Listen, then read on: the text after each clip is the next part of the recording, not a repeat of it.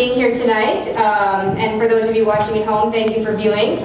Tonight we have some candidates from some local and state elections here that we're very excited that they would come out and talk to us today about some issues that particularly students care about that don't always get the attention in the election cycle.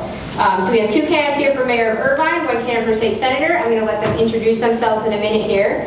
And we're going to be talking about issues and topics that graduate students have brought up. So these are some specific questions we solicited from graduate students and topics that frequently come up as important to graduate students here at UC Irvine. So we have people, running for offices that will be representing these students, so we're really excited to hear their thoughts on these issues. So for the first 45 minutes to an hour or so, we're going to kind of go through these topics. So I'll kind of guide the discussion along through these topics, give everybody a chance to talk, but it'll be a pretty open conversation at this point, not kind of a very strict back and forth debate. And then we're going to have some time for audience questions later on in the debate. And then finally, at the end, we'll have some time just for people to kind of meet and greet a little more personally, talk to some of the candidates, ask some questions one-on-one, get some snacks, and it should be a really nice evening. A technical question. If we stand up, can you still videotape us? Stand up. Can you still see us? Or... Yes. Okay. Yes. You're good. And you guys each have 2 mics for you guys to share there, which hopefully that they're on. And so to start with, I'm just going to give everybody just a minute or two to introduce yourselves to the people here. So we'll start with here on the right. Okay, great. I'm Dr. Ari Grayson, and I seek to represent the Senate District of 37. And just to let you know a little bit about myself, I earned a PhD from the University of Michigan and 2 master's degrees. My specialty was in energy efficient building design and in environmental psychology. I've worked for about 25 years as a research scientist and as a consultant for the Mayo Clinic and the Mayo Clinic hospitals. I've worked with an extensive number of schools, and I've worked as an educator. I've received about 15 awards for my work in energy efficient building design, and my specialty is also to make sure that we're doing things that are not only cost effective, but are healthy for the people who are inhabiting those spaces. One of the things that I find is that my education and my experience helps me in this kind of race, and hopefully as a state senator, to ensure that we have somebody that will address the tough challenges that we face with thoughtful solutions, and we'll work hard to make sure that we're not just taking a simplistic approach and creating other problems incidentally. Just to give you a sense of how I would vote on some things, here are a number of bills that have come up in the last year, and my opponent unfortunately did not seem to have the interest in being here tonight. So I wanted to give you a couple of bills that I would support that he specifically voted against. The first one is reducing greenhouse gas emissions level. The next is establishing renewable energy production targets. Increasing minimum wage. This is one of my personal favorites. Prohibiting falsely reporting the loss or the theft of a firearm. My opponent voted against that. Obviously, I would support it. He voted against prohibiting an employer from barring paid paternal leave. He voted against requiring disclosure of donations greater than $50,000. And what I feel is most disgraceful and hypocritical, he's attacking the pensions of police officers, firefighters, and teachers while he's grabbing an $84,000 a year pension from the taxpayers of Orange County and sitting in our state Senate. So these are things which he all voted against and which I would most certainly be in support of in the state Senate. As you can see from this, I believe very strongly that we desperately need a change in leadership here in Orange County and in the district. We need somebody that's going to bring thoughtful solutions, integrity, and a vision to our community. Some of the things that I would certainly like to address as a state senator are making sure that we have affordable world-class education. We are so fortunate to have one of the top 10 public universities in the United States right here in Irvine. We're sitting at the University of California, Irvine, one of the great institutions of higher education in the country. We need to make sure that we're creating good, well-paying jobs that help to drive California's economy. We have the 5th largest economy in the world. We're not going to sustain that without a well-educated population. but we also have to ensure that we have affordable housing, because otherwise the next generation of leaders, those of you sitting in this room and listening today, will not be able to afford to live in the community in which you were educated, in which you really have come to grow and respect. And finally, I want to make sure that we have the kind of modern infrastructure that we need for transportation, rainfall capture, and water distribution. We need to make sure we have a clean and healthy environment for ourselves and for our future. So thank you. I do appreciate you hosting us here tonight. Again, I'm Dr. Ari Grayson, and I respectfully ask for your vote and your support in my attempt to represent you as a state senator. Thank you. You'll have a few minutes to talk about yourself. Okay, yes, my name is Gang Chen. I'm the candidate for Irvine Mayor. Irvine is a good city, but definitely there's room for improvement for Irvine. I have lived in Irvine since 1997. I bought my first home in Irvine. I moved my family here. But in the past 10 years, the city of Irvine started getting more and more crowded. The development is getting out of control. Traffic is getting worse and worse every single day. So this gets to me because I live in Irvine. I love this great city, and I know I'm a licensed architect. I have many years of experience doing master planning and design and construction. I know I have the experience, knowledge, and expertise to stop the decline of the city of Irvine and bring it out again. If I do not do that, it gets to me, and I cannot even sleep at night. So this is something that's very dear to my heart. I feel like it's my mission to help to give back to the community, to stop the decline of Irvine, and to bring it back to the right track again. My campaign platform is very simple. It's one vision with three focus. The vision is to turn Irvine into a real first-class city, but still maintain its many unique features, such as being the safest city in the nation, a lot of park and green space, nice architecture, and a very relaxing family ranch feeling. Under this vision, I have three focus. Number one is traffic. We really need to use some creative and holistic approach to alleviate the traffic problem. Number two is to really control and manage our growth, because in the past 10 years, the development is out of hand. Number three is education. Education in Irvine is good, but it could definitely be much better.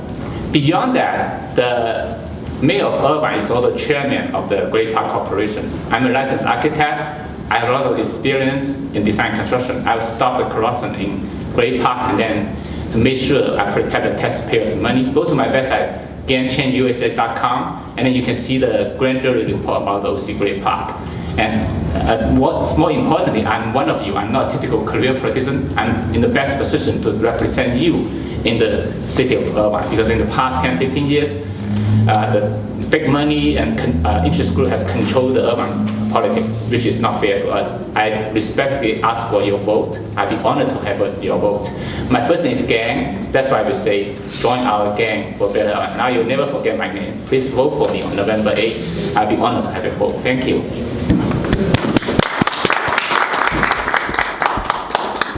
Thank you so much. Thank you very much. Thank you for hosting us here this evening. It's an honor to be with you and to talk about the issues that are very important to the city of Irvine. I am Marianne Guido, and I'm running for mayor of Irvine. I come to Irvine from the Midwest, go Cubs, and I have been involved with the city since before incorporation. So immediately after the city incorporated at the end of 1971, I became very interested in getting into city politics. At that time, there were no old-time politicians. This was nothing but the Irvine Ranch and UCI and some faculty and students who were living here. And we had the vision of creating a wonderful new city based upon the original idea of William Pereira of providing a new city which was involving villages which had very unique opportunities for everyone living in the village to shop and to play and to be safe and walk to school. And so in 1972, I was invited to the Social Science Hall right here on campus as a citizen of Irvine to see if I wanted to participate in participatory democracy. I participated. I became a planning commissioner in '73, and in 1976 I was elected to the city council and re-elected in 1984. I was very excited to be able to be part of that early story of the city, and now I am retired professionally from St. Joseph Health, where I retired as the Vice President of Government Relations for all of our hospitals, and I want to give back and become part of this community by running for Mayor of Irvine and serving in the city government. Thank you.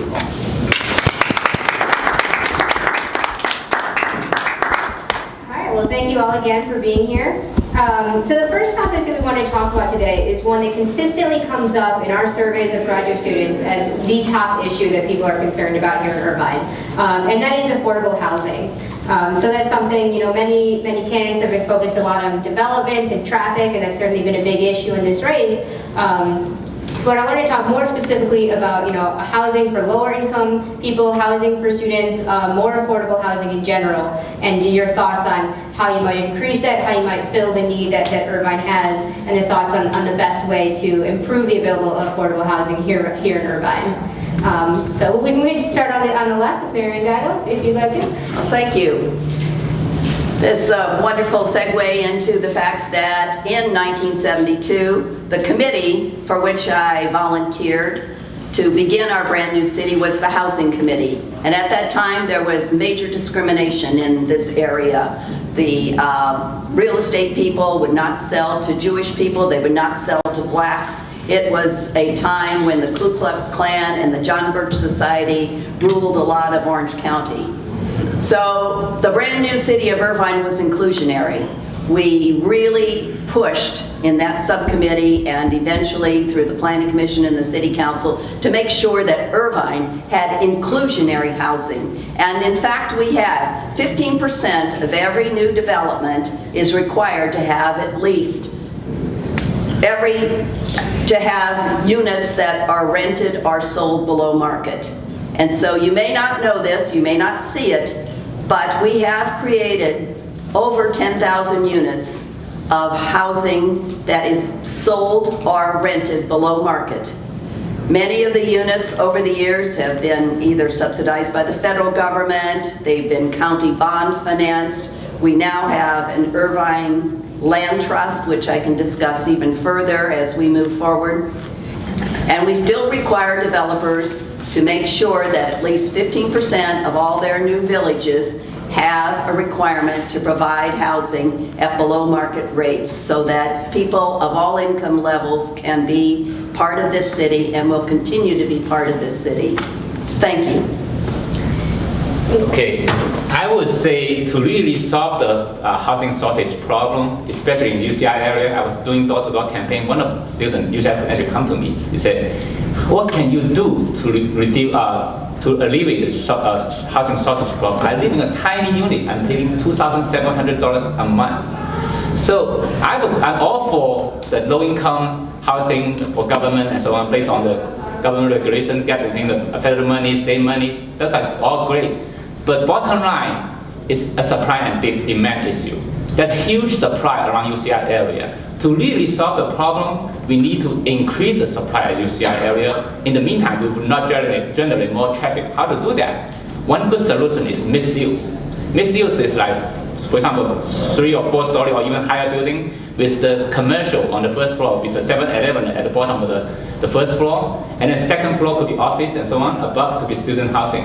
That way students can just to get a lot of their daily needs by going downstairs to the 7-Eleven, get their snack, get their toothpaste or whatever. And I hear that somebody is trying to open a Target in UCI. That would be good for students to make something that's affordable for you. That's a nice thing for the student because most students communicate by bike or walking. So mixed use is a good solution for UCI students. Definitely it will help you to solve the problem. We cannot just depend 100% on government. It has to be market oriented. You cannot artificially control the price. The way to defeat the price gouging is to increase the supply around UCI area. You are with the mixed use. Are you Grayson? Okay. It's really a pleasure to hear both of the mayoral candidates who are here today understand some of the concerns that the community has in terms of making sure we have affordable housing and actually have some vision as to how we go about doing that. One of the things that we do actually have in place here, and I'm not sure that it's being taken advantage of as fully as it should be, is we have what's called the California Statewide Communities Development Authority, CSCDA. And what that authority does is it provides local governments with a tool for financing what they call public benefit projects. And it has housing bonds programs that assist developers in accessing tax-exempt bonds for financing of low-income, multifamily, and senior housing projects. So it's already out there. The developer is required to set aside all or a portion of the units in a project for individuals and families with very low to moderate incomes. So a developer can finance the project, and they can also access a reduced interest rate while they're under construction so that they're financing at a lower cost, and help to provide a less expensive final product that they can hopefully pass those savings along to lower income families, individuals, so that we do have more affordable housing here. And then we also know that we have FHA loans that are available at a reduced interest rate. So it can be with as small of a down payment as 3.5%, where typically we will see somewhere in the range of about 20% down payment. That's huge. That's a huge difference for somebody trying to purchase their first home, especially after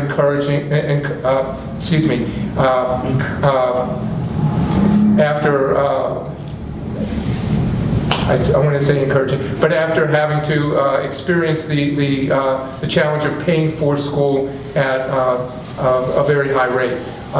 We know that it's very expensive, so we want to make sure that we do all of these things. The community benefits by having a large number of units available for affordable housing. If we don't have that affordable housing, then what we see is people who want to move to Irvine are bidding against people who are already in Irvine, and it drives the prices up and up.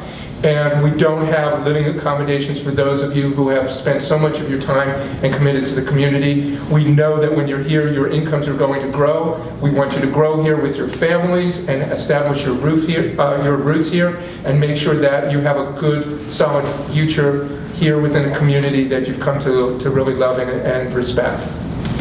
Thank you. We'll have some follow-ups, but first, does anybody have anything they wanted to add based on other people's, it's kind of opening up for conversation at this point. Everybody's got their kind of initial statement out. If anybody wants to respond, if not, I can go into some follow-ups. I think Ari has some good suggestion on some of the state program that we can utilize. That's an excellent point. The FHA 3.5% down payment is very helpful to young couple. I remember when I first came to Irvine, bought my first home, we could not even afford to put down 20%. I put down 12%. I had to pay the PMI, private mortgage insurance. That's like $180 per month. But now, fortunately, I've been blessed. I paid off my house completely, and I bought several other properties. So Irvine has provided me with such a great opportunity. I just want to give back to the community and kind of help the other younger professionals like me when I was here, when I first started in Irvine in '97. So I just say there's a lot of things that we can work together to create good solutions for everybody.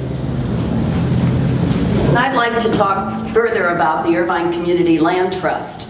The idea of a land trust began actually in Burlington, Vermont with Mayor Bernie Sanders. And the city of Irvine now has copied that model, which is now 20 years old in Burlington, Vermont, and spread throughout the United States. It is a trust of land. The land is owned by a nonprofit in perpetuity. So the affordability on that land will remain in perpetuity for the next tenants or the next families that move on to that land. So the land trust will own the land. A private developer will actually develop the units, and the homeowner will purchase the house and be able to take the profit similar to what we have here at UCI. We'll be able to take the profit of the house with them when they move, but the land remains. stable, and therefore the next family that moves in will be able to afford a home. The same is true with rental housing. And so we have found in Irvine that since we began in 1970s, the price of the property, the land itself, has appreciated enormously. And of course, the appreciation is because of you and me and our parents and people that have put so much into this community. It's a very desirable place to live. But if we want to continue to remain having the opportunity for others who cannot afford the high prices here, the land trust is an idea that really should be celebrated and continued. The land trust currently has 5 different sites. One of the sites currently has an apartment building of 110 apartments, 1, 2s, 3s, and 4-bedroom units. The second piece of property is being developed with for sale housing. So they're right adjacent to condominiums that cost $600,000. These will sell for $300,000. We'll be able to take care of the FHA loan. If the resident happens to be a veteran, there'll be a no money down opportunity. And layering the various opportunities that the homeowner can have, we have the opportunity then to make sure that our city is inclusionary and continues to be inclusionary. So I can't say enough good things about this model that we can use. Then there's a piece of property that someone cannot use or it's not zoned appropriately. It can be put into a land trust in perpetuity so that we own the land and we make sure that the mission that we have is to include everyone to live in the city of Irvine that we so care about. Oh, and one of the things that I think we need to make sure that we're doing is we need to ensure that we have a vision regarding how we want the community to continue to grow and to develop. We need to make sure that we have modest, affordable housing for our community members, those who would like to live in our community. We should be building on a 2050 paradigm, not on a 1950s paradigm. And by that, what I mean is we need to move away from high density construction, which are single use. And as Mr. Chen said, we need to use more multi-use development, so that within a short distance we have restaurants, basic needs like cleaning, grocery shopping, entertainment, exercise, being able to access parks. We have very lovely neighborhoods, and we have some lakes and we have nice walking paths, but we're not tying together all of the experience that we need so that a person doesn't have to depend on an automobile for their life's activities. The more we can create more dense multi-use developments, the less dependent we will be on our automobiles. One of the things that we're seeing now is that the California Coastal Commission, by mandate, requires that our coastal communities, Laguna Beach, Dana Point, Newport Beach, and so forth, provide access to our inland communities. But the real challenge is, if you are not in your automobile by 9:30 or 10 a.m. on a summer weekday, don't bother trying to get to Laguna Beach, because it will not be the pleasant, relaxing, restorative experience that you go to the beach for. But if you could walk downstairs from your home, walk 5-10 minutes, get to a transportation stop, whatever form of that transportation might be, and know that you're going to be in Laguna Beach in 27 minutes, regardless of the time of year, regardless of the time of day, then you can go to Laguna Beach and you can eat, enjoy the beach, shop, do whatever you want to do, and have the full access that the law entitles you to. Right now, that's not the case. You're being robbed of that. So we need to make sure that our communities are developing in a way that helps to move us away from dependence on automobiles, and that will help you as well. If you don't, perhaps you don't have to have a car. If you can get around the community for the most part on a bicycle, on foot, on public transportation, what a joy it would be not having to spend several $100s a month on a car payment and insurance and all of the other things, and be able to go on a Saturday night if you're done studying late on a Friday or Saturday and you want to go to Laguna Beach with a friend and maybe have dinner and enjoy a drink. Great, you can do that and come home and not have to worry about a DUI or all of the other challenges. It just makes the quality of life here that much better for everybody. So that leads into the follow-up I wanted to ask you all, and that's that there seems to be a lot of talk in these elections about traffic congestion. It's a big concern for a lot of people. But what we kind of heard from students is that people are more interested in more of these high-density developments to drive down rental prices. So I'm curious do you think that there is a place for more high-density units? Do you think that could actually increase the price because of the luxury developments? Just wanted to talk about your feelings towards increased development and how you balance needing more affordable housing with the traffic concerns that many other constituents are voicing concerns about. And we'll open it up to anybody. Okay. I think we should have a balance, depend on which area. Irvine is a huge city. Like for UCI area, we definitely want to have more mixed-use development to provide more affordable housing for the students. For the other older part of Irvine, the single-family area, people, they still love the family ranch feel. So maybe we should control in certain area of Irvine. So it needs to be a case-by-case scenario. It cannot be one solution for all. And regarding traffic, I think the city of Irvine, I want to elaborate on the traffic issue. In the past 10 years, different city council mayors, they realized the traffic problem. What they try to do, they try to widen the roads, they try to synchronize signals. Those are good beginning steps, but those are not the best solutions. For example, you widen the roads, you make the road wider, it takes more time for pedestrians to cross the road. Instead of 20 seconds to cross the road, now they have to take 30 seconds to cross the road. And City of Irvine, they start to do synchronizing of the signals, but they have done a very poor job. A lot of lights, for example, at Jamboree and Main, you wait there for 5 minutes, there's no car on the other direction, and your light's still red. That's ridiculous. We need to do a better job in synchronizing the signals. I will continue to widen the road at a critical location, but there's a lot of money we can save. I know the City of Irvine is trying to spend another $112 million to widen roads. I think that's a huge amount of money. Do we really need to spend so much money to widen the road, to make it longer for the pedestrians to cross the road? So the better solution for traffic problem, to really solve the traffic problem, there's a magic phrase called source reduction. Just like when you get sick, you cannot kill yourself by curing the symptom. You need to go to the root of the problem. How to solve the traffic problem? Source reduction. How to do that? Number one is do a better master planning to reduce the traffic to begin with. For example, the city of Irvine was master planned out by the fellow architect, William Pereira. That's a very important concept, it's the village concept. In the village concept, each neighborhood is designed as a village. You can walk to your school, bike to your school, you can walk to the dentist. Everything is within about 1 mile distance. And unfortunately, the past 10 years, this village concept has been destroyed by the new development. When they open the new development, they close the old school and move the new old school to the new development. Like for example, Elderwood has been moved to Quail Hill. El Camino Elementary has been closed. Westwood has been closed. What happens now? All of a sudden, this 700 family that used to live around the old school, they're able to walk by the school. Now they have to drive to a long distance, generate traffic in the process. So this is not a good solution.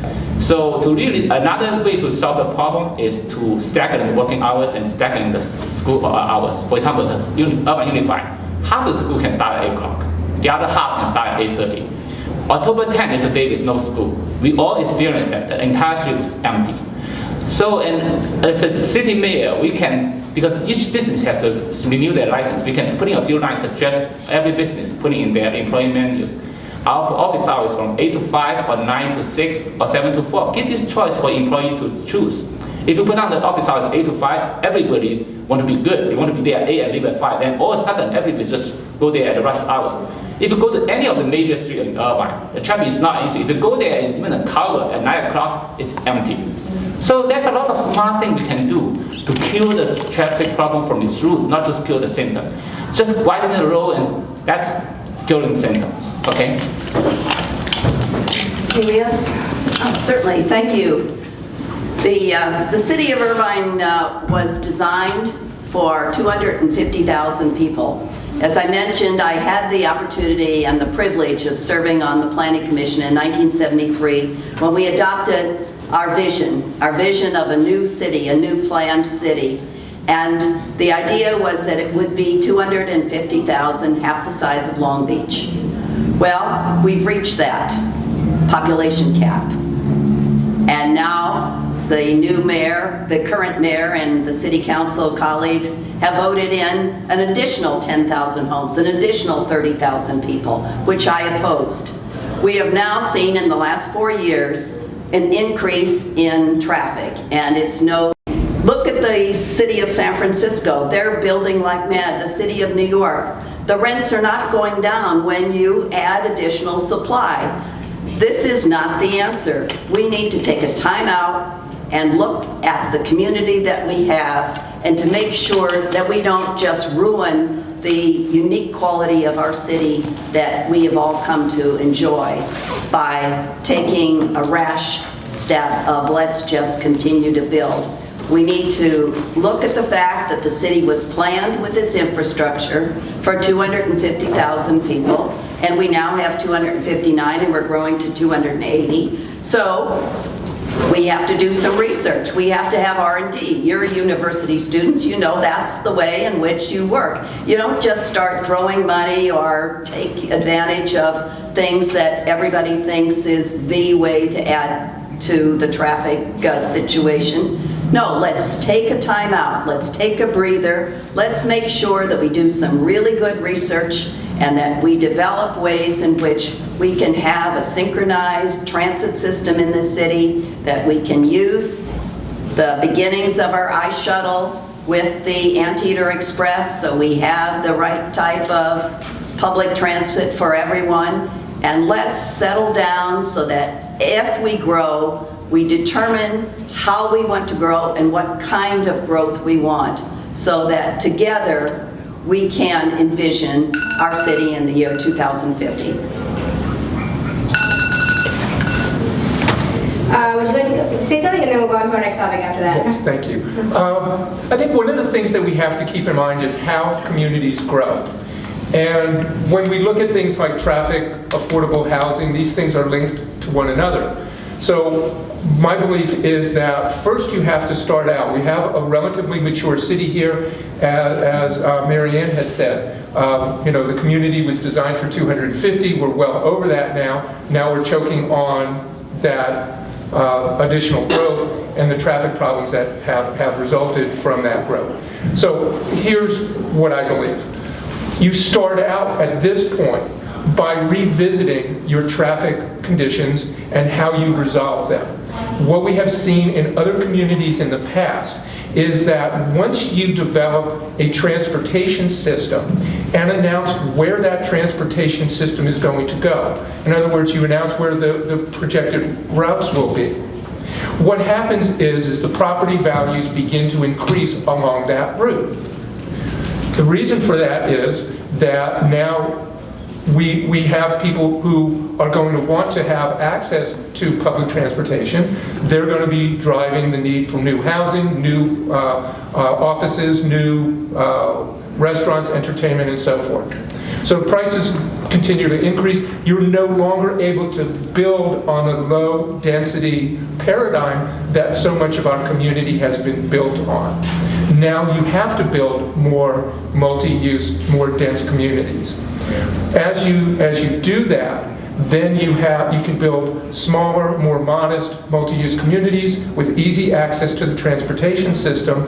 So it's kind of like a pearl. You need that core to kind of build around. You need that grain of sand for the pearl to grow around. And we need to do that with our city. So once we announce how we want our transportation system to be for public transit, then we'll start to see our routes along that pathway grow in a more dense and a more functional way for the kind of communities that we want to see for the 21st century. So we will see communities that are much more walkable, less dependent on automobiles. It'll help reduce traffic, but it will make it easier for those who do use public transportation to navigate the community. Can I add to this? Sure. Yes. With all due respect, I think Mayor Guido's time out for development is not going to work, because we cannot go from one extreme to another extreme. In the past 10 years, development was out of control with no regard to master plan or mitigation of traffic. If we completely stop all the development, what's going to happen is going to, because Mayor was proposing like Any new development has to be approved by voters. Do you know how hard it is to get something approved by voters? You could virtually kill any development in Irvine. That's not what you want to see. I'm a licensed architect. I've studied architecture for many years, and I've been doing design and construction for 30 plus years.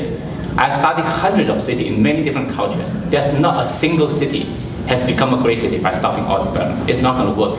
It cannot do from one extreme of like overdevelopment to the other extreme is completely stop all development. It should be the middle of the road. It's more moderate approach that I have.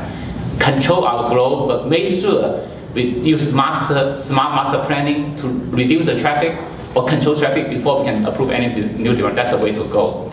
If we stop all development, the unit in UCI is not going to cost $4,700. It's going to cost $6,000 per unit in 5 or 10 years. So that's what where different is.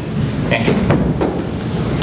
All right, well, we might come back to this later, but certainly a topic that students ask about a lot, and so we can discuss it again later. I do want to move on to our to another topics we have. So one of the discussions that's happened a lot both on campus and in Irvine in general has to do with employment practice, things like minimum wage policy and other kind of regulations around employment. And so again, this is a bit more of an open discussion, but it's something that students a lot care about, particularly as they're thinking about living in Irvine, as they care about the the rights of employees here in Irvine. So I wanted to talk about what you think about the minimum wage, either whether you think there should be one set for the entire county, what you think it should be, or other types of employment protection programs. So let's start over. I'll be happy to. California was the first state in the union to declare that we would have a living wage at $15 an hour by the year 2021.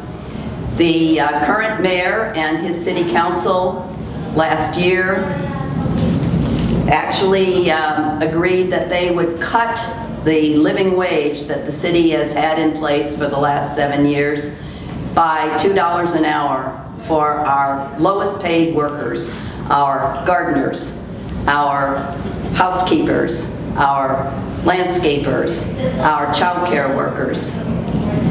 We contract, the city contracts out those services, and those are the hardest working people in the city of Irvine, and our city council, I'm ashamed to say, actually cut that by $2 an hour and said that it didn't matter, that $2 an hour wouldn't make a difference to someone who earned $18,000 to $20,000 a year.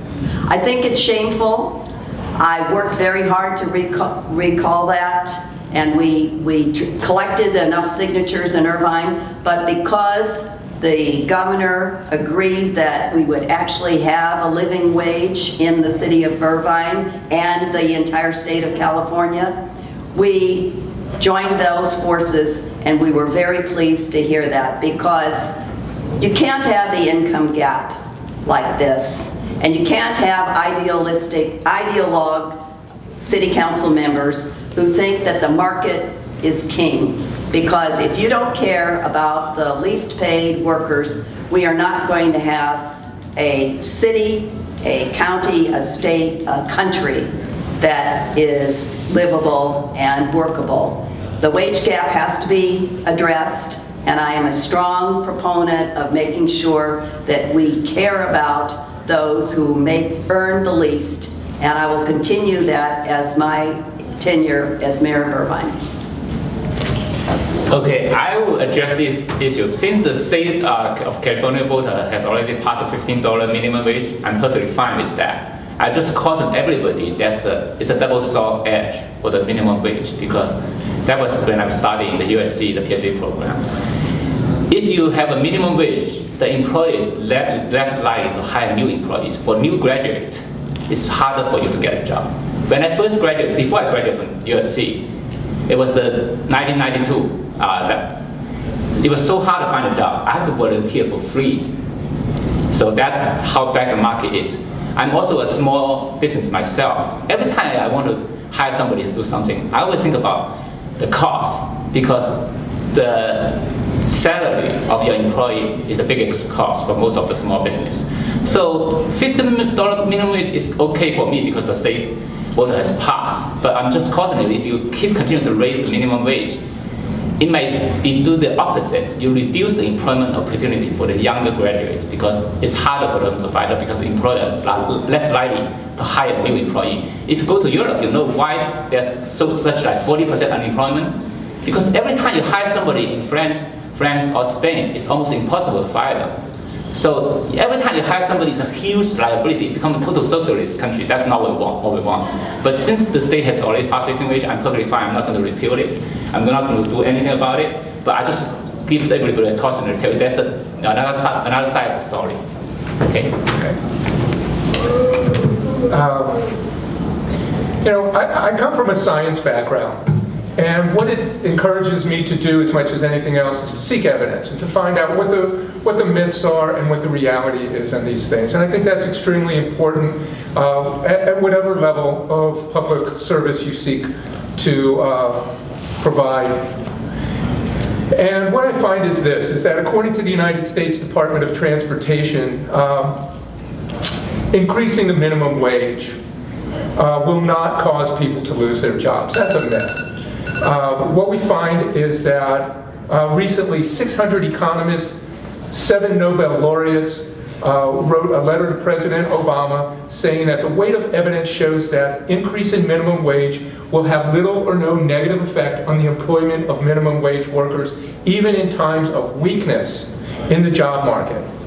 A recent survey just last year found that 3 out of 5 small businesses, their owners, say that they actually support their employees having an increase in the minimum wage. They say that it would immediately put more money into the pocket of low-wage earners, and that it would help in that they spend money much more readily than wealthy do, which is why we always see that when tax cuts go to the lower tier of income earners, we have a greater stimulative effect than we have when we have tax cuts to the top tier of income earners in this country.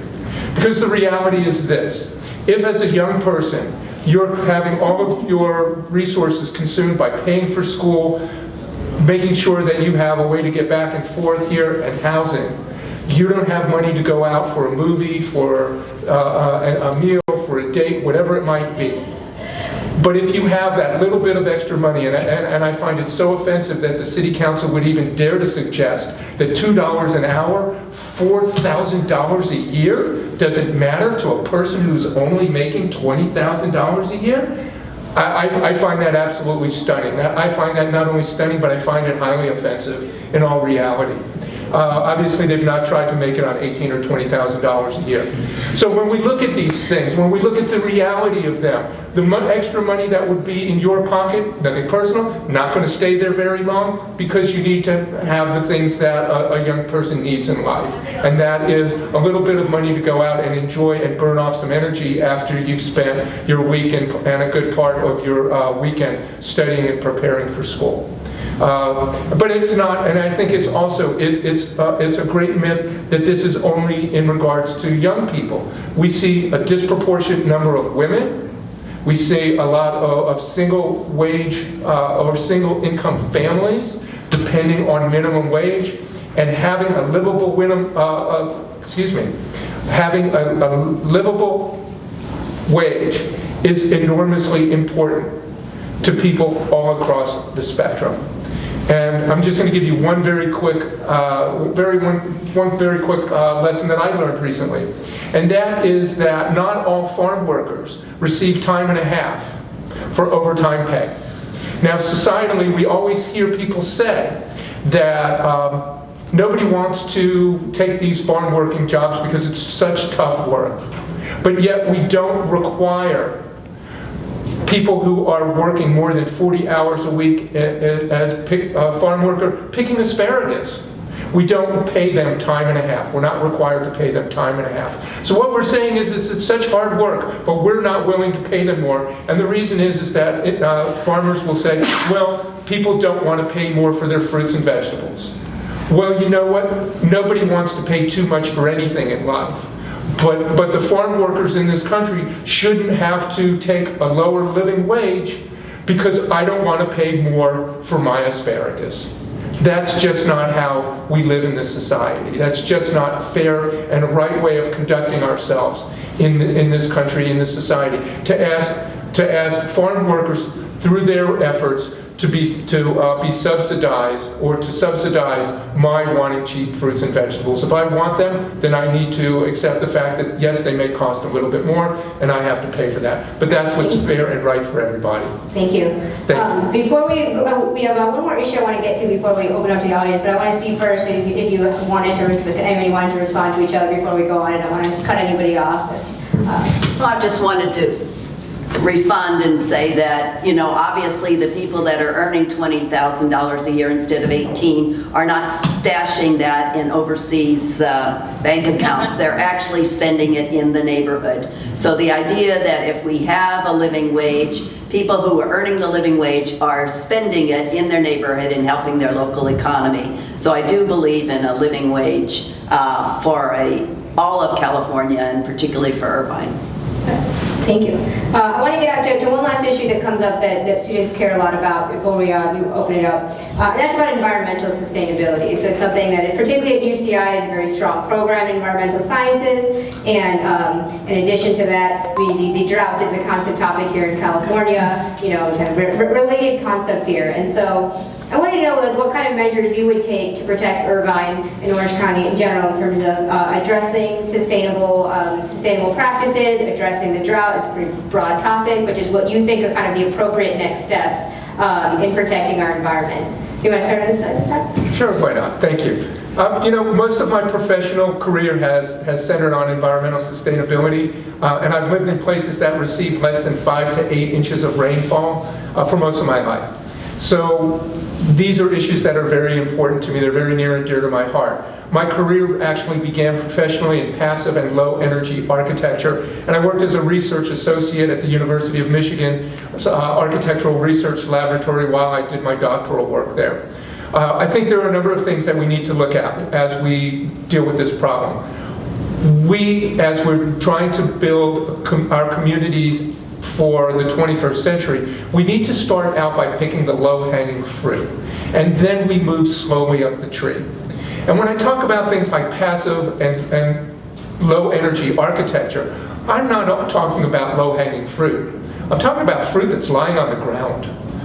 We're talking about orientations of our buildings, how we shade them, the types of materials that we use. So without introducing any additional use of energy or any mechanical means, we can begin to reduce our energy consumption substantially, and we're creating more sustainable environments. As we said earlier, we need to look at higher density, multi-use, walkable communities. So we're reducing energy consumption in our facilities, but we're also reducing energy consumption in terms of transportation. We need to decrease the demand on automobiles and increase the use of public transportation. We need to protect, we need to retain, and we need to enhance the nature that's available to everyone. So we have to make sure that we have these resources for our community, and when I say resources, reducing energy consumption and having natural resources available for everyone to enjoy. We need to make sure that we permanently reduce demand for water. We know that if we go to xeriscape, it will help reduce water consumption dramatically. We need to be creative. There are a lot of low water requirement plants that are beautiful. They flower, they have beautiful colors. We have to be more familiar, and we have to be creative in their use and not think about having broad expanses of lawn everywhere that we look. We need to make sure that we're smart about building the infrastructure so that we're building the means to capture that rare rainfall that we still get here in Southern California. We need to capture that so that it's not just running down the hills and running out to the ocean. And then we look at things like introducing the construction of desalination plants, but we do that as a means of last resort so that we don't build more desal plants along our coastline than is absolutely necessary to sustain our population, to sustain our farming, and to sustain our industry here in Southern California. So we have to be more holistic, we have to be smarter. but we have the ability, we have the means to do so. I know I'm out of time, so if we want to address that a little bit further later on, then please let's continue the conversation in that regard. Thank you. Thank you. Very good. You are asking the right person. I'm a licensed architect. I have published 26 books. Most of my book is on LEED, which means leadership in energy and environmental design, and green building and sustainable design and so on. I agree with 100% whatever you say. I want to introduce the LEED system, which is developed in the early 1990s. Basically, what it is a system to quantify the environmental factors. If you just say environmental friendly, how environmental friendly it is, if it's just an abstract concept, nobody can do anything about it. LEED is a rating system. Basically, they reward people, like for example, you plan the parking lot, provide a certain shade, provide solar panel, you can get a certain point. If you save water, you can get a certain point. If you make your parking lot is more permeable so that the water rainfall can actually penetrate the ground and then recharge your groundwater, that's a lot of ways you can gain points. And for example, if you say a certain number of the percentage of water for your landscaping, you can get a certain points. Use low flush toilet, use the low VOC, volatile organic compound paint that reduce the indoor pollutants, you get a certain point. There's a lot of good things we can do. So I will continue to implement whatever this silver system has been implemented as part of the California green building system. I will continue to implement the California green building code in the city of Irvine. Beyond that, I will make it easier for people to remodel, to upgrade their old homes, to be more energy efficient. For example, by simply changing the single pane glass to double pane glass, you could reduce a huge amount of air conditioning, which save your electrical bill and save energy and reduce global warming effect. I have my supporters that some of them that think global warming is absolutely real, some of them saying global warming is absolutely a hoax. I have no time for debate. I'm a more practical person. I think a lot of things we can do together. So for example, reduce, reuse, recycle, there's no argument about it. So let's just go ahead and do it. A lot of green building effect has been promoted by LEED. For example, if you go to Home Depot, it can almost impossible for you to buy any kind of paint with VOC, which almost 99% of the paint is water-based, which is good for the environment. So I continue to support any kind of green building measure and make it easier for people to do green building remodel or upgrade, and encourage everybody to do their part, save water, save energy, and encourage more solar shade structure in our schools and other parking space. There's a lot of good things we can do together. May I add just one quick point?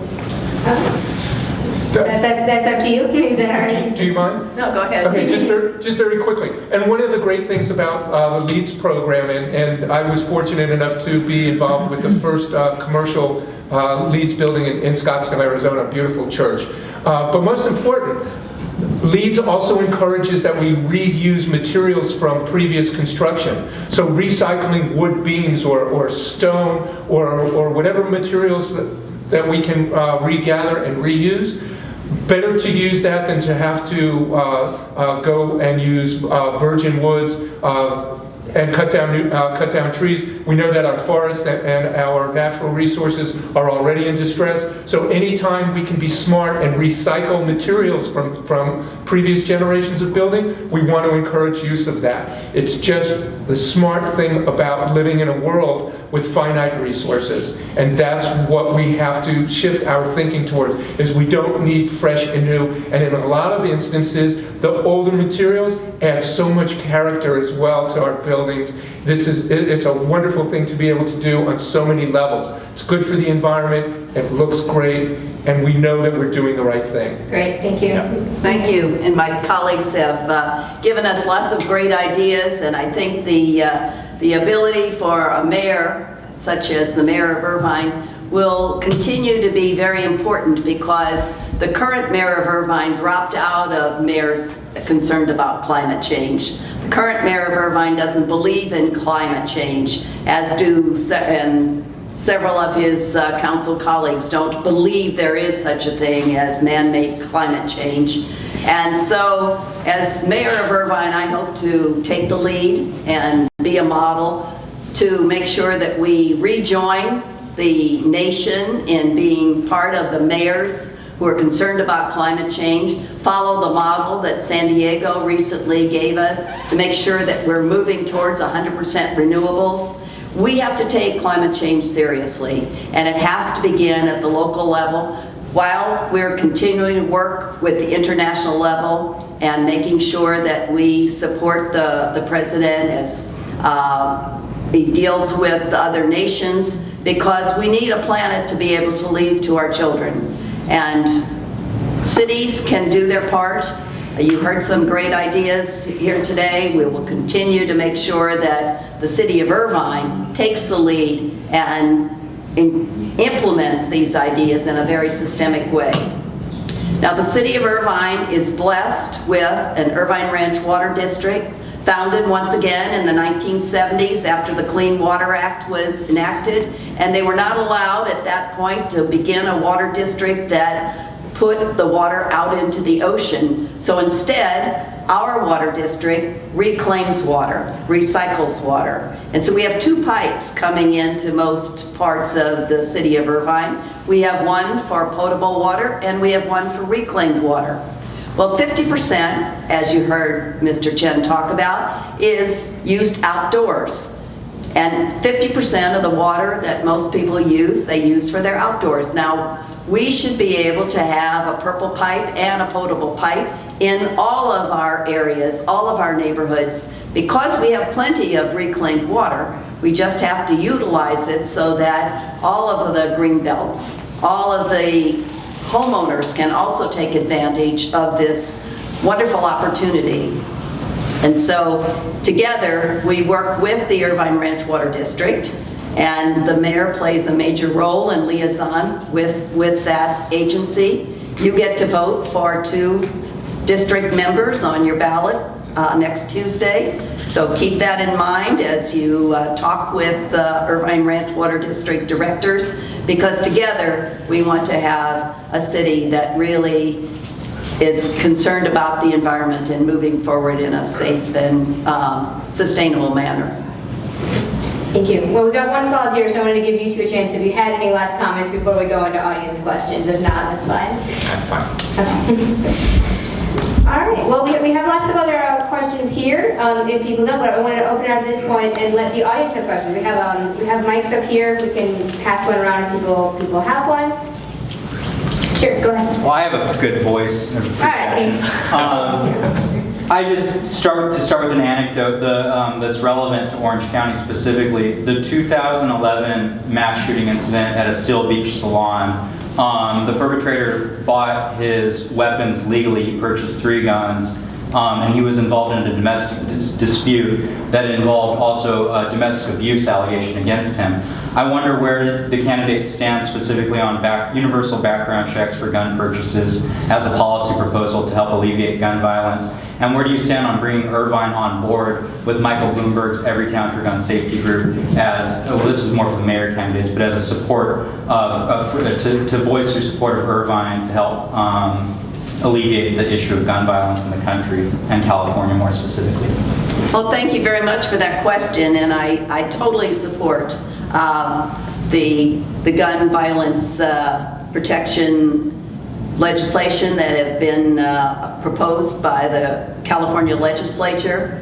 Our main competitor, Donald Wagner, has opposed all of the legislation in California on gun legislation. So I want to make that very clear for our audience members as well as those watching from home, because I think the reality is we do need background checks. We do need to make sure that this proliferation of guns and ammunition is not the right way in which to have a city that is safe and will continue to be safe. Your second question had to do with the... Just coming on board with Michael Bloomberg's Every Town for Gun Safety. Perfect. I'm glad you asked that question, because our current mayor, who's been mayor for the last 4 years, dropped out of the Bloomberg program of Mayors Against Gun Violence. And I will actually commit tonight that if I'm elected mayor, we will rejoin the Mayor Bloomberg efforts to make sure that our city is one that goes on record as against gun violence. For background check for before people can buy a gun, I think California has already one of the toughest gun control law in the nation. The main way to reduce the violence is to really enforce the law that we already have. I have not looked into the detail of Mayor Bloomberg's gun control because it's not a local issue that has come up frequently. I'm looking into it, but overall I support background check. And I also hear the other side of the story is they want to make sure that we still have the constitutional right to carry guns. Some people were saying that a lot of gun control is only control the good people. So you make it harder for good people to get guns, and then the criminals, they don't care about where you can pass any kind of law, they can still get guns somewhere. So I support the background check, but I need to look into the detail of Bloomberg's program. I not only support background checks, I believe very strongly in supporting a background check and closing the loophole for gun shows. I think it's absurd to have such a big hole in the law regulating background checks.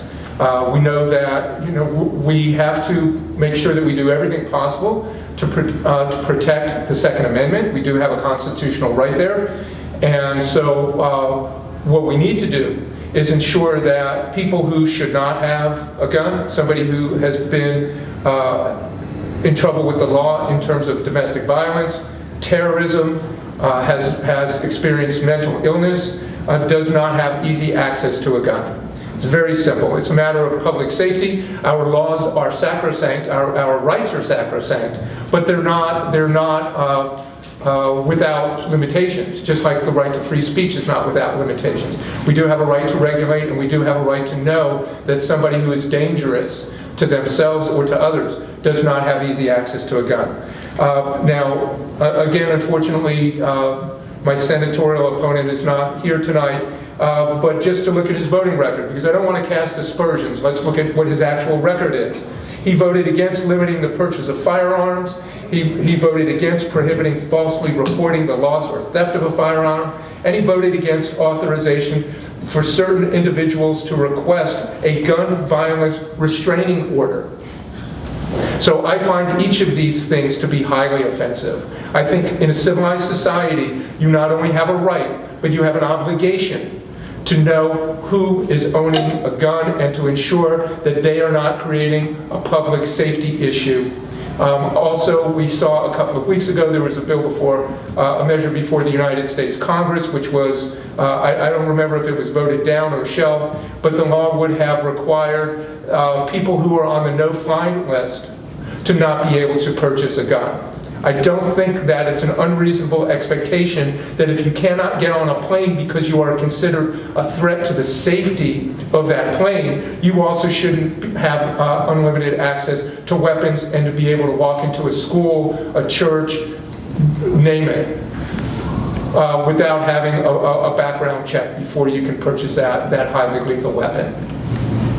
Thank you. Thank you. Do we have any other questions? Hi, I also don't think I need a mic. My name is Van Wyfit. I'm a full-time grad student here at UCI studying mechanical engineering, and I'm also a part-time videographer, as it turns out. But yeah, thank you all once again for being here tonight. My question had to do a bit with sustainability again, but in particular with the relationship between UCI, which was already stated, it is a very, very strong program. I'm saying it too because I'm in the sustainability kind of game here, so I got to plug it a little bit. But it's a very tremendous school for sustainability. We have really, really novel projects, but also very solid projects for sustainability. 4 megawatts of solar power installed around this relatively modest sized campus, just like this main ring. The parking structure just behind you has solar panels literally extending off the top. So my question has to do with, as our civil servants, what will you do to ensure that the relationship and the progress being done in sustainability, in particular at UCI, will translate into the public sector? Now, I want to put like an extra little qualification on that. I understand that it will require perhaps special relationships or maybe new agreements with power utilities or developers to, for example, install solar panels. but I was curious what your plans would be for that. It seems like it would be low-hanging fruit to somewhat translate the learning experiences of this campus into our local communities. Well, thank you. UCI has become a model for the rest of the city. We're very, very impressed with your 100% renewable vision and actually carrying it out and making it work and showing the rest of us how this can be accomplished, so that the city of Irvine could do the same thing. There are opportunities for us to utilize solar panels throughout the city. There are many open space opportunities as well as beautifully designed options for the city to continue putting in solar panels and creating solar rivers, if you will, so that the entire city could become 100% as is this University of California. That it just takes someone with leadership skills. The city has surplus funds. Incidentally, the city is really doing well financially. We have $10 million in surplus funds this year after we put money into our rainy day fund, after we put money into our asset management fund, after we funded all of our wonderful services. So it's not like the city is hurting for money. With some innovation and with some real strong policy movement, the city could move towards better use of its electricity, and if it requires, the city could actually create its own electric company the way the city of Anaheim has. We don't have to depend on SCE. They're not going to like hearing that, but there is that option. If we don't have SCE cooperating with us so that homeowners can actually get the benefit of their solar panels, then we'll have to think of something else. And as a city, we can do that. And all we need is the willingness of leadership to be able to accomplish the vision that most of us would like to see. And as your mayor, I will commit to making sure that we do have that kind of leadership in the city of Irvine. Okay, first of all, if I become the mayor of the city of Irvine, I will make sure that we give a priority to sustainable design in all the city projects. Solar panel, any kind of energy efficient measures or water saving measures. And second of all, I will, because the mayor of Irvine also actually meet with the school board every now and then. We want to make sure that Irvine Unified Schools continue to do a lot of solar panels or whatever that the green building stuff that we're doing.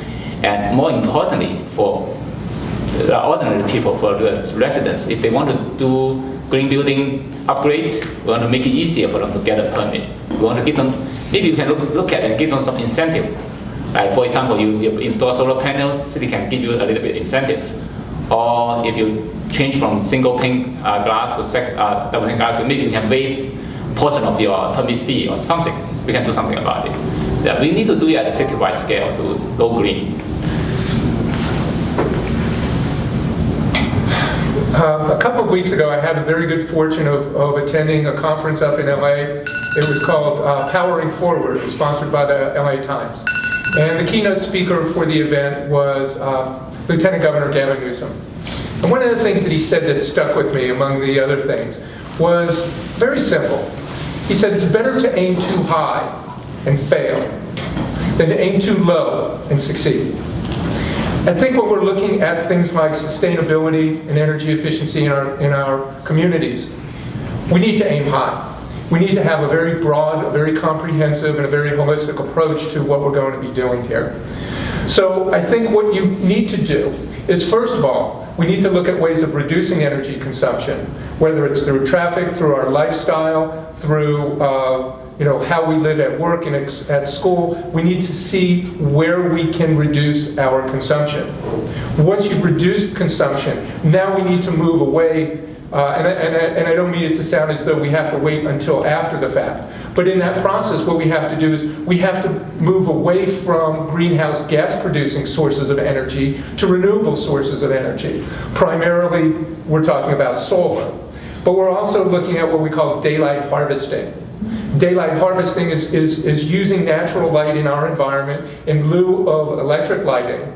And by that, we're harvesting sunlight. So rather than coming in here where we have all of this wonderful electric lighting, and engineers love to have, so many foot candles according to our guidelines, instead of doing that, we can do it through natural lighting. It creates a much better and a much healthier environment for us as well. So we need to be smart about these things. We need to make sure that as we do this, we're not only looking at optimizing energy savings, because to optimize energy savings and create environments which are not healthy for the people who are inhabiting them, it's going to be counterproductive, because we're going to see increased absenteeism, fewer hours where people are at work, we'll see headaches and so forth. So one of the things that I've been working on, and some of you may know Tom Steyer, or heard the name Tom Steyer. You've seen the commercials for Next Gen Climate. Tom has made it his a major portion of his life's work at this point in time, especially of reducing our dependence on fossil fuels. He's looking at this from a climate change standpoint. And one of the things that I suggested to Tom, and I also spoke with the president of our state senate, Kevin DeLeon, was what I call the California School Initiative on Clean Energy and Healthy Environments. And what I'd like to do is go around the school and make sure that we renovate and we build schools on a new model, where we're not only using less energy, but we're creating healthier places for our students and our workers to be for so many hours of their day, their week, and their life. And I think this is a very important approach to take, looking at how the entire effect occurs. Now, what I imagine and I believe is going to happen is we're not only going to see dramatic energy savings, but we're also going to see fewer days where students miss class. We're going to see fewer people going home with headaches. We know that if you're not in school, you're not learning. So through this initiative, I hope to see not only greater energy savings, greater reduction of absenteeism, but academic scores go up. We know that if you're not in school, you're not learning. If you're not learning, you're not going to do as well. So if we can create better places for people to be, we're going to have a better, healthier, not only environment, not only a healthier classroom, but we're going to have a healthier society for everybody to live in. We're going to have a place where people live and function at a much better, healthier level than we currently see. Great. Other questions from the audience? Hi. I've been talking to a lot of my friends on campus, and we were concerned about the level of public transportation that's available, because it seems like the transportation takes quite a long time to get to, it's kind of a long wait period. I'm from Los Angeles originally myself, and so we have buses running pretty much all night, and I think that would probably help things for the entire city get more reliable transportation. What are your thoughts on that? I'll jump in first if you don't mind. All of you, I'd like to hear it. Okay, no, absolutely. You often hear the argument that we don't have enough density in our communities in order to have an effective public transportation system. But as we were saying just a little bit earlier, one of the things that you have to have is a known pathway, or known pathways, known routes, where development of transportation is going to occur.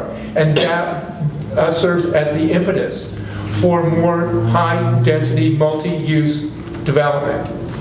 As we do that, it becomes much more sustainable. Now you see many more people who are going to be using that public transportation system and making it much more viable. So initially it may start out a little bit slow, but we see that as traffic worsens, people want to get out of their car, especially younger people. They're not as tied to their automobile emotionally as older generation of people in our community.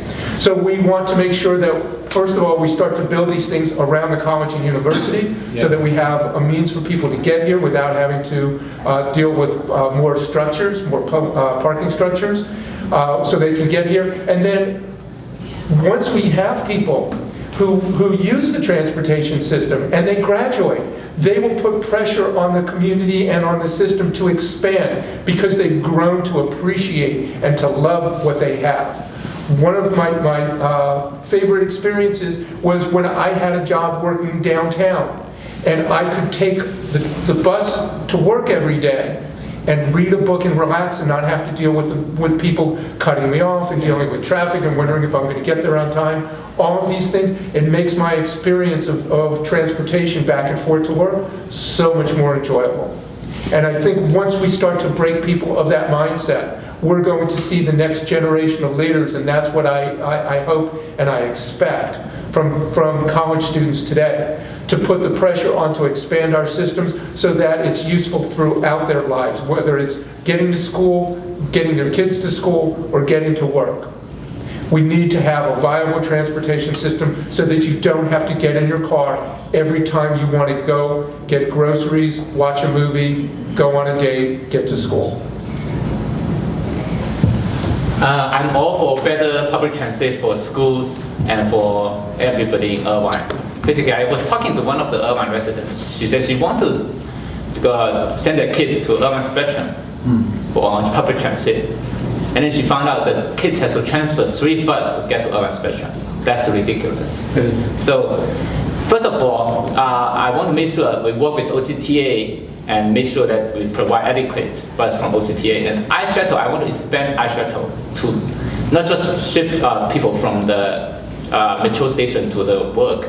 Maybe a certain high density area like Irvine Spectrum, UCI or whatever, that we need to do a survey. Make sure that we have strong demand, and then we start with a few routes that it becomes successful. And then people would actually, oh, this public transit actually work. We can easily go to Spectrum, go to UCI without going anywhere. Maybe send one of the iShuttle to go around all the village and then make sure they go through UCI or Spectrum or something. Do something about it. Another thing is we need to make sure everybody is actually aware of the public transit. Because a lot of times, I live in Irvine for so many years, I have no idea some of the bus stations until I met with my great volunteer, Abraham. And he takes public transit all the time. So we need to make sure it's easier for people to get to know where the bus station is. Definitely. And more information available, then more people will be taking the public transit, and then we can grow a snowball effect and then build our public transit. I visited many countries, like in some of the high density cities. Subway, bus, some of the cities, the bus come every 5 minutes. You don't need any kind of car. Yeah. Okay. Well, we could begin our transit system to January, when the new mayor takes place, because the city of Irvine has a bank of dollars with OCTA to run a shuttle service in the city of Irvine. But the current mayor, in order to show that he was separate from the former mayor, has actually not used any of that money, and in fact eliminated a lot of the iShuttle programs that the city began. Really? And so we could begin immediately, as I say, with new leadership in the city, to put new shuttle buses that actually have a seamless interaction with the Anteater Express, so that we could go from the Spectrum to the airport and through UCI and up and down the city on headways that would be appropriate for most commuters, as well as leisure time commuters and folks who have lost their driver's license because of age or disability. There's no reason why we can't do this except ideology. And so if you elect leaders who have the vision, who have the know-all and the willingness to move ahead, we could get a transportation system started, as I say, right away. And I think then we could grow and change, and would have to decide whether or not we have single lanes for those buses so they don't sit in traffic all the time. I mean, those are the kinds of questions we have to work together. Those are going to be the challenges. But we do have the infrastructure. We do have shuttle buses, and the shuttle buses that the city has have Wi-Fi. They have the opportunity for people to do their work. You can easily get from one place to another while continuing to utilize your iPhone and your computers, and I think it's going to make the city better for everyone, and I pledge, if I'm elected mayor, to begin that immediately. May I follow up on something? Go ahead. Yeah, Okay. give everybody a chance. Perhaps given the fact that after funding all of the different sources and making sure that the rainy day fund is properly, provided for. Perhaps the city can engage in a campaign for maybe a couple of weeks or a month, where we're encouraging people, we're putting out information so that people learn what the different transportation routes are, encouraging people, perhaps we have either reduced rate or free transportation, maybe one day a week or whatever it might be. The details and the budget can certainly be worked out for something like that. And then follow up on that and do surveys so that we can say, okay, what was your experience? What was lacking? Where did you wait too long? Where do we need additional routes? All of these things so that we can begin to have that serious conversation. And it's not just within the community here. My two colleagues here on the dais today are both seeking the mayorship for Irvine. I'm looking at this from a state senator perspective. So I'm looking a little bit more broadly because my district would encompass Laguna, Huntington Beach, Newport Beach, all the way up to East Anaheim, including Irvine and Costa Mesa and so forth. So, how can we expand this out so that we have a more regional and a more comprehensive, so that certainly we want people and we want to encourage people to stay within the community and to be able to enjoy the community, but life is not going to be Irvine-centric for you. You're going to want to go to Laguna or some of the other communities in the area and not have to worry about getting into a car. So here again, what can we do to make sure that we look at this broadly? How do we connect to other communities, and how do we make sure that we do the things that we need here within Irvine? And my suggestion would be, just hearing what's been said today, maybe we can take, like I say, a small portion of funds and donate that or assign it to encouraging people and getting people's head into the fact Incentives. that, yes, that we do have some options here. How are they working? How are they not working? How do we make them better? And then, we have time for maybe one more question.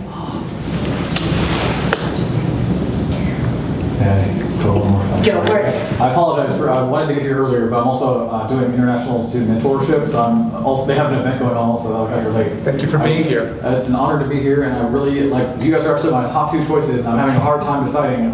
I'm down to, I know for sure I talked to Farrah on campus, and she was all wonderful candidate. I also like Ian DeLucian, who's partnered with you. So those are two I've already solidified who I'm going for Irvine City Council. I'm trying to review, the only things I'm not solid on are a few points here or there, but for propositions and stuff. But I'm really thinking that I want to follow up on the transportation issue. The reason I think it's important that we have good transportation is because I'm trying to look at how we can bring more money into Irvine. Because I feel like you guys are more progressive candidates, and you guys are more willing to adapt the master plan so it's fitting for today's society. Because I think a lot of variables change over 50 years, and I think if you can connect, my vision for the entire United States, if we had a high-speed rail, if you can connect communities, then money can flow more effectively between businesses, and there'd be a better economy for both both communities. That being the case, I want to ask, what's the most important thing, I think? What's your stance on campaign finance? It's a central issue for our entire political system right now, and I want to know how you guys feel about Citizens United and in general how campaigns should be financed. I think Citizens United is an unfortunate event for the entire country. We definitely do not want to have millionaire control our campaign, which you have seen so many times in Irvine. Big money, big interest group control the city of Irvine. That's not good. I actually like the idea. I read an article. They said a Harvard professor actually proposed to give everybody $50. They can donate to whatever candidate they want, but everybody can only use that $50. So that make it equal playground for everybody, no matter you're poor or rich. Then everybody have a voice in the democracy system. Otherwise, you have millionaire have $1 million they put in the campaign, they wipe out all the other weaker candidates. I raised 30,000. It's all from ordinary people like you and me. I have no big interest group behind me. I'm one of the clean candidates in this campaign. Thank you.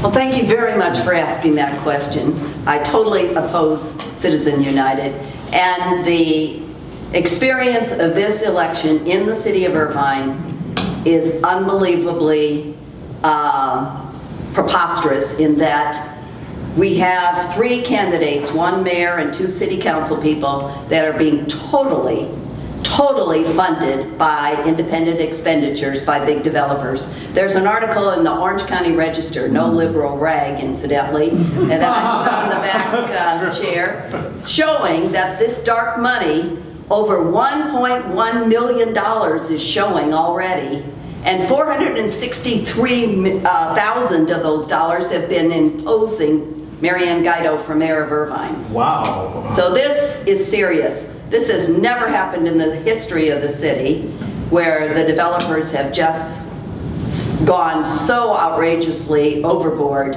in making sure that they support 3 candidates and oppose at least one, the one that is carrying the message to suggest that perhaps the developers have gone overboard and don't deserve to continue to develop in the city of Irvine. We need a timeout, and they are afraid of my leadership, and they have suggested that I have taken cruises at city expense. I've never been on a cruise ship in my life, that I charge alcohol to the city of Irvine.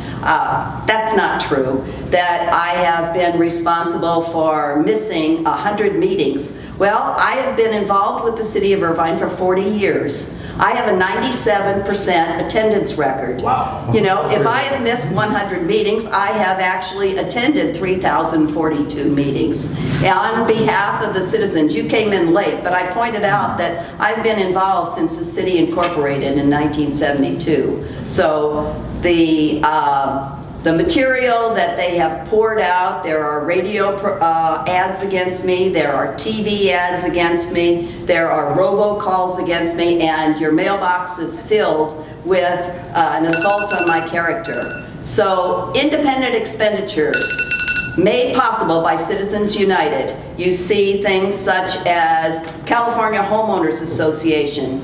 Mayor candidate Donald Wagner has a P.O. box on his material. Even his lawn signs are not paid for by himself. I mean, this is unbelievable. They are buying our city, and I think this is a very, very serious situation. And I hope that the citizens of the city of Irvine are smart enough to see what's happening. Because if we let this happen, we are really ruining our democracy, and we are letting our city up for sale. And we need to push back and make sure that the citizens know that we're not going to put up with this. So thank you very much for asking that question. Are you a brief response before going to closing statements? You know, I think we're almost all in agreement. Citizens United has actually been a disaster for our democracy and our democratic process. It's still, at the end of the day, it's one person, one vote. But that requires that people actually do their due diligence and research the candidates and understand what their views are and what they see as their responsibility and their role in representative government. But those voices are being drowned out. Yes. To run a Senate race for a state Senate here, when I first entered this race, I found that the average winning senatorial race in California is over $1 million.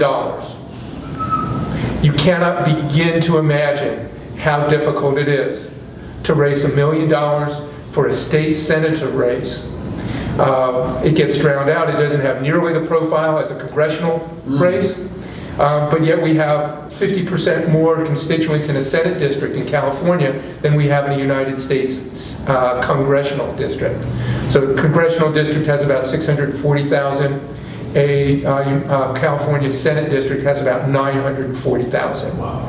So it's an enormous task to raise that kind of money. It weighs very heavily in favor of the incumbent.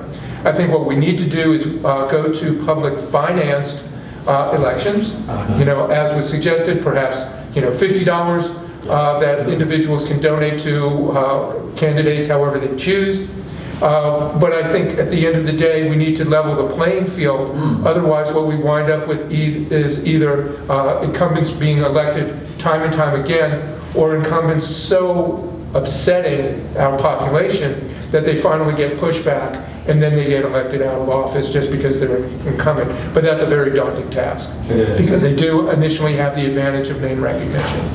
So it's a great challenge, and I'm seeing it actually play out very, very dramatically and very severely in our municipal races, even more than I'm seeing it at my Senate level. Wow.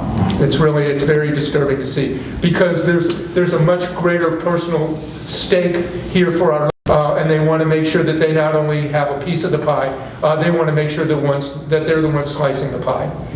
Well, I want to go into direct closing. Can I just respond to this? Yes. Go ahead. Yeah, I want to respond to this on top of the big money and interest group. I think some of the so-called newspapers, like Irvine Community News, spend $500,000 promoting Marian Guido and throwing mud at me, say I'm anti-veteran cemetery, which is 100% not true. I support veteran cemetery, but I just think the veterans, they actually like the second location better. Go to my website and see my blog, ags.uci.edu, you find all the details.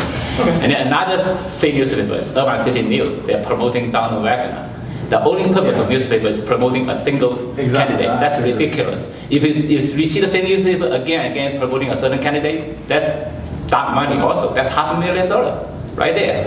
And that's not fair. I am one of the clean candidates. I raise money from people like you and me, the subject of $470 maximum city of Irvine limits. So I raised 30,000. So that's why my campaign tool is science, which somebody may feel offensive, but I have to do it because I think people like you and me have to have a voice in the city of government. We cannot just let the city of government controlled by big money.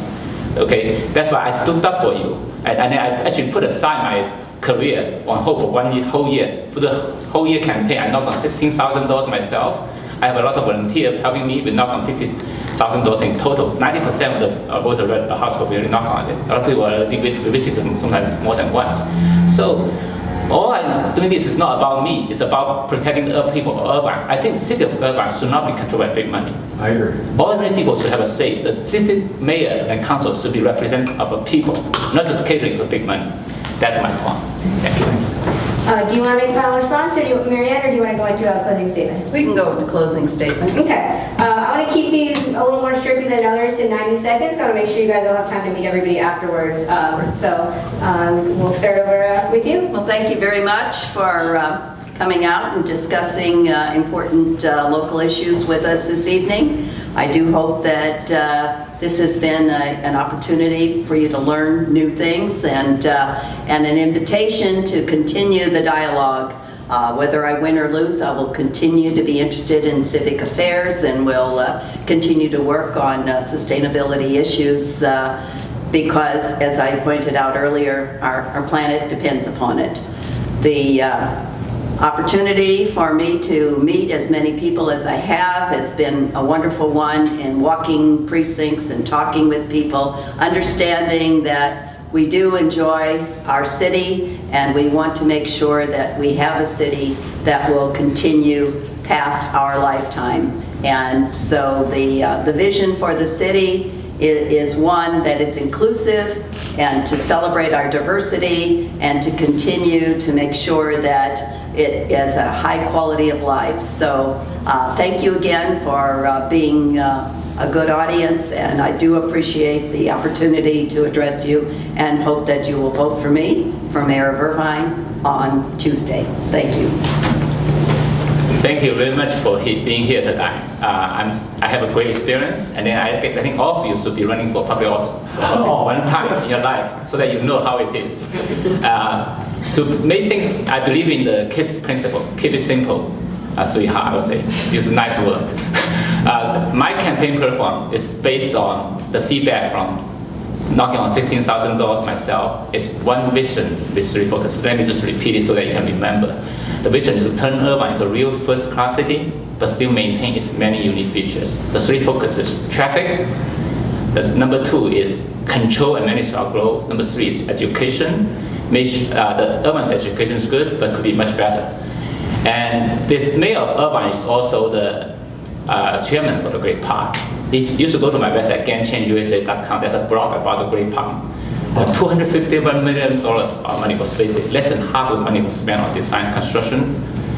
And $43 million missing. $46 million was spent on a set of plan that was never used. I've done design and construction for 30 years. The overhead and profit for a project should be 10 to 20%. Great Parks will have profits 50 to 60%. What happens is like former mayor Irvine, he was in charge from 2002 to 2012. A lot of them is that people told me that it's a payback to his political consultant lobbyists. People signed a contract getting $100,000 a month for doing nothing. That's ridiculous. So I stopped the corruption in Great Park, make sure I protect the taxpayers' money.